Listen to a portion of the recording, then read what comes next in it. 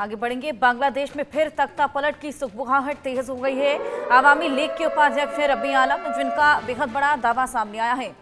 शेख हसीना बांग्लादेश के पीएम के रूप में वापसी करेंगी।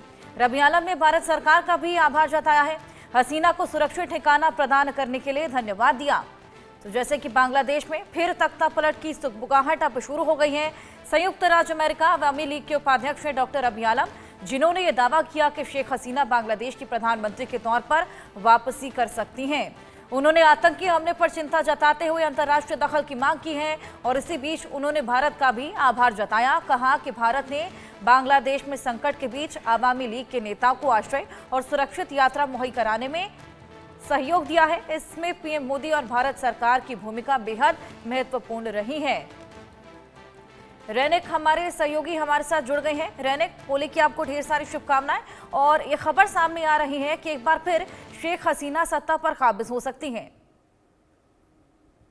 हाँ, एकदम देखिए, बांग्लादेश में जो परिस्थिति अभी तैयार हुआ है उसी को देखते हुए डॉक्टर रब्बी आलम की तरफ से ये दावा किया गया है कि बांग्लादेश में फिर से शेख हसीना सत्ता में आ सकता है। क्योंकि एक तरफ मोहम्मद यूनिस, जिस मोहम्मद यूनिस के ऊपर पूरा बांग्लादेश का जो पॉलिटिकल पार्टीज है और उसके साथ जो छात्र संगठन है, जो छात्र संगठन की तरफ से आंदोलन किया गया था जुलाई महीने में, उस छात्र संगठन की तरफ से जिस तरीके से मोहम्मद यूनिस के ऊपर उम्मीद रखा गया था, उस उम्मीद को मोहम्मद यूनिस फुलफिल नहीं कर पाए। मोहम्मद यूनिस का ये सत्ता काल में अगर देखा जाए तो माइनॉरिटीज के ऊपर हमले का घटना लगातार घटता रहा है। बांग्लादेश का जो इकोनॉमिकल स्ट्रक्चर वो उसमें डिक्रीज होने लगा है और उसके साथ साथ ही बांग्लादेश का जो इंटरनेशनल अफेयर वो भी खराब होने लगा है। यानी दूसरे देशों के साथ जो रिलेशन वो भी खराब होने लगा है। उसमें सबसे महत्वपूर्ण है भारत और बांग्लादेश का रिलेशन। और भारत और बांग्लादेश का रिलेशन को लेकर इससे पहले भी चर्चा हुआ था कि भारत और बांग्लादेश का जिस तरीके का रिलेशन शेख हसीना के टाइम पे था, मोहम्मद यूनिस आने के बाद वो तस्वीर पूरा बदल गया था। और दूसरी तरफ अगर देखा जाए तो बांग्लादेश के साथ पाकिस्तान का जिस तरीके से करीबी रिश्ता बढ़ रहा था ये मोहम्मद यूनिस के टाइम पीरियड पे, उसी को देखते हुए छात्र संगठन जो थे, यानी जो छात्र मोहम्मद यूनिस को सत्ते में बैठाए थे वो भी नाराज हो चुके थे। एक तरफ छात्र संगठन नाराज हो गए, दूसरी तरफ जो पॉलिटिकल पार्टीज है यानी बीएनपी, जमाती, जिस तरीके का जो पॉलिटिकल पार्टी बांग्लादेश में है,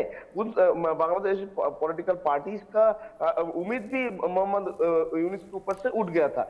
दूसरी तरफ अगर देखा जाए तो बांग्लादेश का जो आर्मी की तरफ से एक बयान कुछ दिन पहले दिया गया था कि मोहम्मद यूनिस अगर बांग्लादेश का लॉ एंड ऑर्डर सिचुएशन ना संभाल पाए तो आर्मी वो टेक ओवर कर सकता है। यानी आर्मी का जो भरोसा मोहम्मद यूनिस के ऊपर थे, यानी चीफ एडवाइजर के ऊपर इंटरिम गवर्नमेंट का आर्मी का जो भरोसा था वो भरोसा भी टूट चुका है। यानी एक तरफ छात्र संगठन, उनका भरोसा टूट चुका है, दूसरा पॉलिटिकल पार्टी, उनका भरोसा टूट चुका है, और उसके साथ साथ ही आर्मी का जो भरोसा वो भी टूट चुका है। और उपरंतु दिखाई दे रहा है कि मोहम्मद यूनिस के साथ पाकिस्तान का जो रिश्ता वो और भी करीब हो रहा है। और इसी को देखते हुए डॉक्टर रब्बी आलम, जो कि आवामी लीग का लीडर है, उनकी तरफ से दावा किया गया है कि बांग्लादेश में फिर से लोग शेख हसीना को ही सत्ता में ले आना चाहेंगे। और शेख हसीना के टाइम पीरियड में जिस तरीके से बांग्लादेश आगे बढ़ रहा था वही देखते हुए फिर से एक बार शेख हसीना को पॉलिटिकल जीत हो सकता है और शेख हसीना फिर से बांग्लादेश के सत्ता में आ सकता है। मगर इसी जगह से रब्बी आलम की तरफ से अभी शेख हसीना को जिस तरीके से भारत में रखा गया है और बांग्लादेश का इंटरिम गवर्नमेंट जिस तरीके से शेख हसीना को देश में वापस लेने का कोशिश कर रहे थे, उसके बाद भारत की तरफ से कोई उनको वापस नहीं भेजा गया। और ये जो डिसीजन भारत की तरफ से लिया गया था और जिस तरीके से भारत पूरा सिचुएशन को टैकल कर रहे हैं, बांग्लादेश का ये जो पूरा सिचुएशन इसको टैकल कर रहे हैं, इसको देखते हुए भी रब्बी आलम की तरफ से भारत को बधाई दिया गया है। और भारत सरकार के पास वो लोग आभारी है, इस तरीके का बयान भी रब्बी आलम की तरफ से दिया गया है।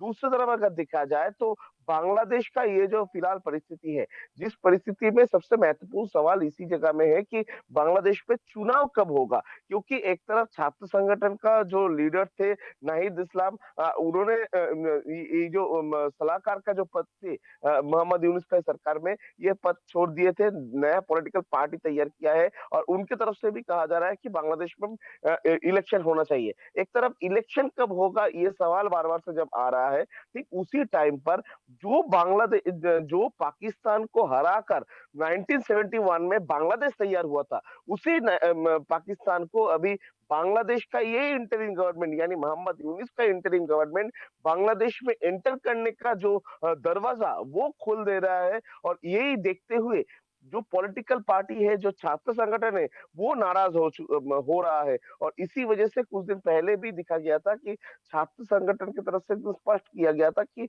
मोहम्मद यूनिस पाकिस्तान के साथ जिस तरीके का रिलेशन करना चाह रहे हैं उस पे वो लोग खुश नहीं है और बांग्लादेश में पाकिस्तान का एंट्री नहीं होगा, ऐसा छात्र संगठन की तरफ से भी कहा गया था, आर्मी की तरफ से भी कहा गया था। यानी मोहम्मद यूनिस के ऊपर जो उम्मीद थे कि law and order situation control किया जाएगा, वो नहीं हुआ। दूसरी तरफ बांग्लादेश में जो माइनॉरिटीज है वो सुरक्षित रहेंगे, वो नहीं हुआ। दूसरे तीसरी तरफ अगर देखा जाए तो मोहम्मद यूनिस के ऊपर उम्मीद थे कि मोहम्मद यूनिस आने के बाद जो इकोनॉमिकल स्ट्रक्चर वो डेवलप कर पाएगा, दूसरे देशों के साथ जो बांग्लादेश का रिलेशन वो सही हो पाएगा, मगर वो भी फुलफिल मोहम्मद यूनिस नहीं कर पाए। यानी मोहम्मद यूनिस का ये टाइम पीरियड अगर देखा जाए, अगस्त महीने से लेकर मार्च महीने तक, अभी तक मोहम्मद यूनिस पूरा कंप्लीटली फेलियर है। मोहम्मद यूनिस का ये इंटरिम गवर्नमेंट कंप्लीटली फेलियर है और इसी को देखते हुए अवामी लीग फिर से एक बार ये पूरा चीज को सामने रखते हुए फिर से एक बार सामने आने का या तो फ्रंट फेस में आने का कोशिश बांग्लादेश में कर रहे हैं। और जिसका नतीजा पर रब्बी आलम की तरफ से ये दावा किया जा रहा है कि मोहम्मद यूनिस को अभी कोई पसंद नहीं कर रहा है और इसी वजह से शेख हसीना को फिर से एक बार सत्ते में ले आ सकते हैं बांग्लादेश का लोग और बांग्लादेश का जनता, बांग्लादेश का पॉलिटिकल पार्टीज, यही रब्बी आलम की तरफ से उम्मीद किया जा रहा है।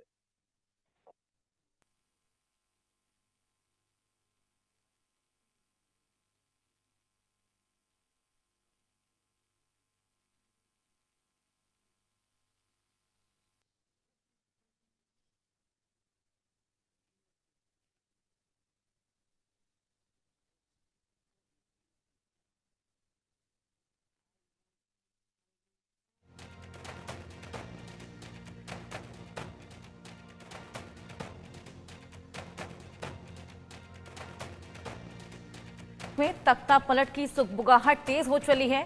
रैनिक ने तमाम जानकारी हमारे साथ शेयर करी है। रैनिक, मैं आपके पास एक बार फिर वापस आऊंगी। जिस तरीके से यूनुस के तमाम फेलियर्स के बारे में आपने जिक्र किया, यूनुस के तमाम फेलियर्स रहे हैं, इसमें कोई दो राय नहीं। ऐसे में बीच में सेना ने यह दावा किया था कि अब कानून व्यवस्था हम अपने हाथ में लेंगे और उसके बाद फिर छात्र आंदोलन जो कि छिड़ा था, तख्ता पलट जिन्होंने खुद करवाया था, जिन्होंने शेख हसीना को सत्ता से हटवाया, उसके बाद यूनुस को चुना, अब कहीं ना कहीं वो पछतावा करते हुए भी नजर आ रहे हैं। और एक बार उन्होंने भी ये कहा कि हम भी इस बार चुनाव लड़ सकते हैं, नाहिद जैसे कि चेहरे के तौर पर सामने आए थे। और उसके बाद अब शेख हसीना के वापस सत्ता में आने की यहाँ पर एक बात छिड़ी हुई है। ऐसे में कहीं ना कहीं बहुत ज़्यादा स्टेट ऑफ कन्फ्यूजन यहाँ पर नज़र आ रहा है और ये समझना बेहद ज़रूरी है कि ये एक राष्ट्र है और राष्ट्र इस तरीके से नहीं चलता है। इतना ज़्यादा कन्फ्यूजन यहाँ पर देखने को मिल रहा है कि आप पहले एक डिसीजन लेते हैं, फिर उस पर पछतावा करते हैं, फिर एक बार फिर वही डिसीजन लेने की यहाँ पर बातें सामने आती हैं। एकदम देखिए, बांग्लादेश का अभी का अगर फिलहाल परिस्थिति बताया जाए तो बांग्लादेश का परिस्थिति एक ही बात में बयान हो सकता है कि बांग्लादेश में अभी सत्ते का जो वार वो जारी है, क्योंकि कौन सत्ते में आएगा यही सबसे महत्वपूर्ण सवाल है बांग्लादेश का जो पॉलिटिकल पार्टीज है उनके मन में, क्योंकि सब लोग चाहते हैं कि सत्ता में आए। एक तरफ अगर देखेंगे तो जो कट्टरपंथी संगठन है उनकी तरफ से भी एक उम्मीद रखा जा रहा है कि वो लोग सत्ता में आएंगे। दूसरी तरफ मोहम्मद यूनिस सत्ता में कायम रहने के लिए कुछ भी कर रहे हैं, कट्टरपंथियों को समर्थन कर रहे हैं, पाकिस्तान को समर्थन कर रहे हैं, चाइना के साथ रिलेशन डेवलप कर रहे हैं, चाइना में डेलीगेट भेज रहे हैं, यानी चाइना के साथ करीबी रिश्ता तैयार कर रहे हैं, भारत के साथ दुश्मनी कर रहे हैं, भारत के खिलाफ में साजिश कर रहे हैं। इस तरीके का घटना जो माइनॉरिटीज के ऊपर हमले का घटना, ये इसको बर्बाद दे रहे हैं मोहम्मद यूनिस। मोहम्मद यूनुस सत्ते में रहने के लिए कुछ भी कर रहे हैं। दूसरी तरफ अगर देखा जाए तो आर्मी की तरफ से कहा जा रहा है कि law and order situation Mohammad Yunus संभाल नहीं पा रहे हैं और इसी वजह से लॉ एंड ऑर्डर सिचुएशन को आर्मी टेक ओवर कर लेंगे। यानी बांग्लादेश में भी आर्मी का राज हो सकता है, इस तरीके का माहौल भी तैयार हो रहा है। दूसरी तरफ अगर देखा जाए तो जिस छात्र संगठन के आंदोलन की वजह से बांग्लादेश में तख्ता पलट हुआ था, यानी शेख हसीना को देश छोड़ने पड़ी थी, उसके बाद मोहम्मद यूनुस को सत्ते में ले आया गया था। उसी नाहिद इस्लाम का जो छात्र संगठन, वो छात्र संगठन अभी नया पॉलिटिकल पार्टी तैयार किया है। और नया पॉलिटिकल पार्टी का मकसद क्या है? वो लोग भी चाहते हैं कि जल्द से जल्द इलेक्शन हो और इलेक्शन के बाद वो लोग सत्ते में आ पाए। यानी सत्ते में आने के लिए छात्र संगठन भी उम्मीद लगा के बैठे हैं। मगर आप अगर देखेंगे तो बांग्लादेश में सबसे बड़ा सवाल जो है, वो सवाल का जवाब अभी तक कोई नहीं दे रहा है कि बांग्लादेश का ये परिस्थिति जो है, वो परिस्थिति कब तक सही होगा। क्योंकि कल तक जो रिपोर्ट सामने आया था, उस रिपोर्ट पे कहा जा रहा है कि पिछले 2 महीने में 92 केसेस ऐसे दायर किया गया है जिसमें माइनॉरिटीज के ऊपर हमले का घटना घटाया गया है और उसके साथ साथ 11 लोगों का मौत भी हो चुका है सिर्फ 2 महीने के अंदर। ऑल इन ऑल यहाँ पर बांग्लादेश में हालात बेहद बद से बदतर होते चले जा रहे हैं रहने। अब देखना होगा कि आगे आखिर वहां पर क्या कुछ होता है। बहुत शुक्रिया आपका तमाम जानकारी के लिए। बांग्लादेश की सेना में बड़ी उथल पुथल देखने को मिल रही है और ये भी कहा जा रहा है कि उनके आर्मी चीफ के तख्ता पलट करने की साजिश रची जा रही है। यानी कि बांग्लादेशी सेना में पाकिस्तान का दखल अब दिखने लगा है, जिसकी वजह से एक बार फिर यूनुस पर बड़े सवाल खड़े होने लगे हैं। क्या कुछ है ये सवाल, इस रिपोर्ट के जरिए आपको दिखाते हैं। बांग्लादेश की सेना में पाकिस्तान की सेंधमारी। बांग्लादेश आर्मी चीफ को हटाने की तैयारी में यूनुस। पाकिस्तान से यारी, अपने ही देश से यूनुस की गद्दारी। पाकिस्तान के प्रति मोहम्मद यूनुस का प्रेम इतना उमड़ रहा है कि वो अपने ही देश के साथ गद्दारी पर उतर आए हैं। यूनुस का पाक प्रेम इतना बढ़ गया है कि उनको बांग्लादेश नहीं, सपने में भी शहबाज शरीफ नजर आते हैं। देश को संभाल पाने में नाकाम यूनुस को जब सेना ने खरी खरी सुनाई तो उन्होंने सुधार के बजाय बदले की भावना पाल रखी है। उसी का नतीजा है कि बांग्लादेश की सेना में पाकिस्तानी सेंधमारी की कोशिश हो रही है। पाकिस्तान के आर्मी चीफ वकारुज़्ज़मा का तख्ता पलट करने की तैयारी चल रही है। हाल ही में बांग्लादेश आर्मी के एक शीर्ष सैन्य अधिकारी लेफ्टिनेंट जनरल फैजुर रहमान ने जनरल जमान की जगह लेने की कोशिश की, लेकिन उन्हें अभी तक पर्याप्त समर्थन नहीं मिला है। लेफ्टिनेंट जनरल रहमान को पाकिस्तान और जमाते इस्लामी समर्थक माना जाता है। लेफ्टिनेंट जनरल रहमान ने बांग्लादेश की राजनीतिक अस्थिरता के बीच अपनी ताकत का टेस्ट लेने की कोशिश की और सेना मुख्यालय में एक बैठक बुलाई, लेकिन जनरल वकार को हटाने के कदम का समर्थन करने के बावजूद बैठक में वरिष्ठ अधिकारियों की उपस्थिति कम दिखी। इस कदम के बाद लेफ्टिनेंट जनरल रहमान को बांग्लादेश की सैन्य खुफिया DGFI की निगरानी में रखा गया है। बांग्लादेश पर नजर रखने वाले पर्यवेक्षकों ने स्थिति को तनावपूर्ण बताया है। इसके साथ ही चेतावनी दी है कि अगले कुछ दिनों में ढाका में बड़ा उथल पुथल देखने को मिल सकता है। बांग्लादेश की सेना के कई अधिकारियों के कथित तौर पर इस साजिश में शामिल होने के बारे में पता चला है। यानी बांग्लादेशी आर्मी के चीफ को पद से हटाने की हर कोशिश की जा रही है और पाकिस्तानी समर्थक जनरल रहमान को इस गद्दी पर बिठाने की तैयारी की जा रही है, जो न सिर्फ बांग्लादेश के लिए खतरनाक होगा बल्कि यूनुस की मंशा पर भी सवाल होगा। बांग्लादेश के हालात इतने बिगड़ गए कि न खाने को दाने न पीने को पानी, इनकी भी हो गई पाकिस्तान के जैसी कहानी। कभी दंगे फसाद, कभी तोड़फोड़, कभी पत्थरबाजी तो कभी महिलाओं के खिलाफ अत्याचार और लगातार बढ़ता अपराध। ये है यूनुस राज में बांग्लादेश के हालात। यानी ना तो देश संभल रहा है और जब सेना ने कानून व्यवस्था की बागडोर अपने हाथों में ले ली तो आर्मी के खिलाफ भी यूनुस साजिश रचने लगे, देश के साथ ही धोखेबाजी करने लगे।